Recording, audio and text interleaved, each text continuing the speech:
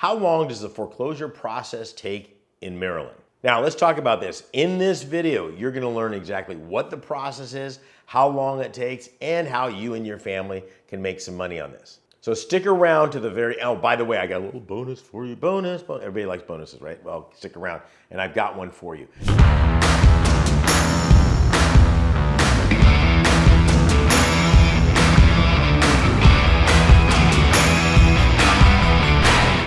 But let's just talk about this. There's a couple of things that I want to talk about when it comes to just foreclosures in general. Now, I'm hoping you didn't get to this video because you're being foreclosed on, but if you did, that's fine. I can show you some things inside here. What I don't want you to do is stick your head in the sand.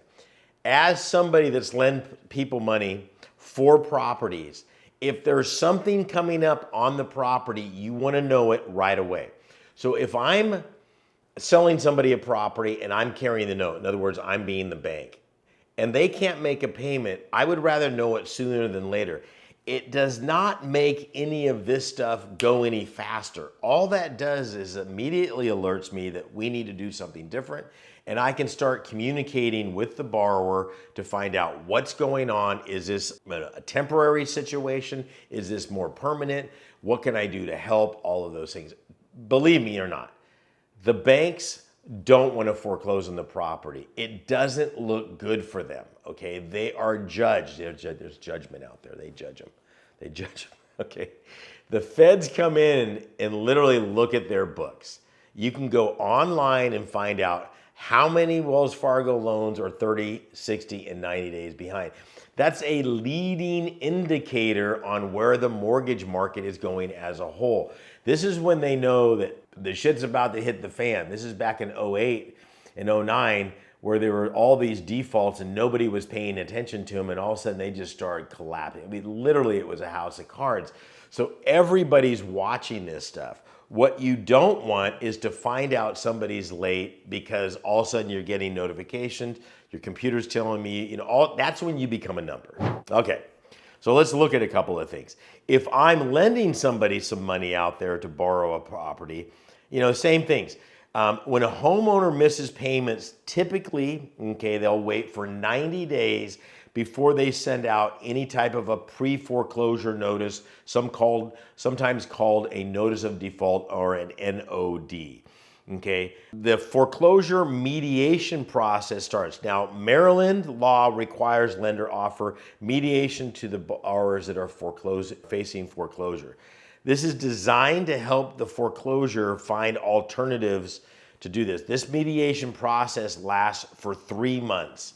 Now that may sound cool. Oh God, that's so nice of Maryland. They're requiring a mediation process. That doesn't mean you have to go out there and get a sound bowl and somebody wearing beads and meditate on this. Okay, it's mediation, not meditation. Every state does this pretty much. What it says is during that 90-day window, try to come up with a solution that will fit the borrower and the lender's way of going.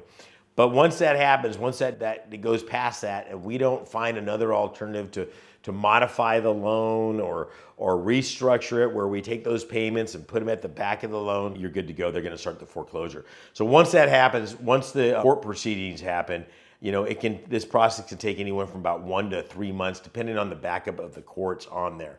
Now, once that happens, it takes 30 to 60 days after the court approval to actually go to a sale on that. So those are some of the things that you're looking at.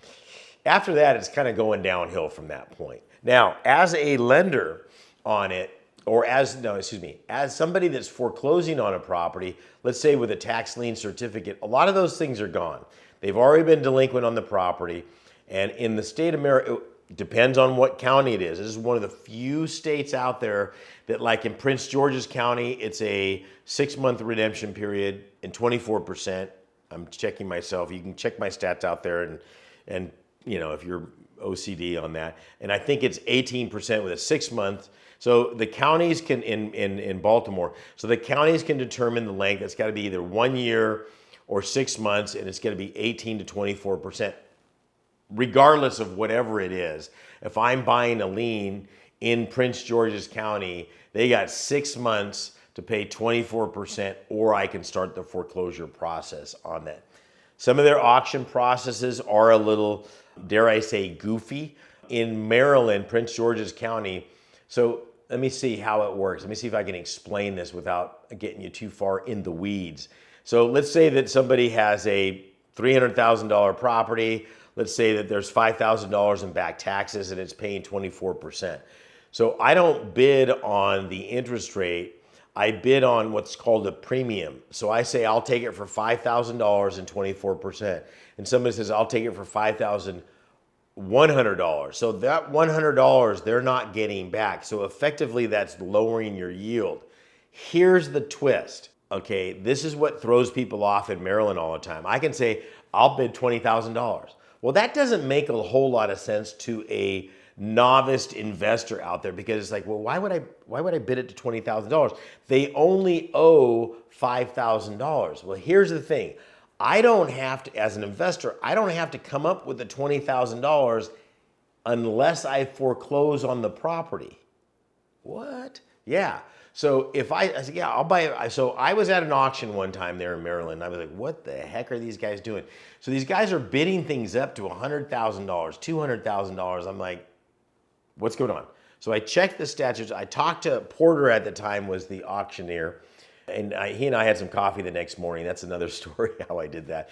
But he and I were talking about it, and he's going, look, what happens is that person only has to come up with the back taxes. The property owner comes up with the back taxes plus the 24%. If they start the foreclosure process, then they have to come up with the premium. These guys are never going to do that. They know once they send out the notifications, they're probably going to be redeeming. And you've heard this in my videos before. When you're buying a tax lien certificate, you're buying it to get the interest rate. You're not buying it to hope you get the property. I mean, look, they've only been delinquent for a year. You're sending notifications out within 6 months saying, dude, I don't know if you say dude in the letter, but you can say dude. Okay, you can say, dude, you're foreclosing on. They go, oh no. And then they pay it plus a 24%. So you're kind of gambling as the investor by bidding them all the way up. You're going to say, well, I'm going to get all of these other ones back if I lose this one over here. If the homeowner knew, they could say, go ahead and foreclose on me. Now that person's got to come up with the whole premium, which was like $100,000, and they're probably not going to do that. So again, it's just kind of an interesting thing that you need to look at. I kind of went down a rabbit hole a little bit, but I find that fascinating. Hopefully you did also. But if they didn't, I would start the foreclosure process kind of midway through this. The notice of default would go out. Again, during that notice of default, they have an opportunity to redeem on the taxes. If they don't redeem on the tax, and again, there's no, what do you want to do?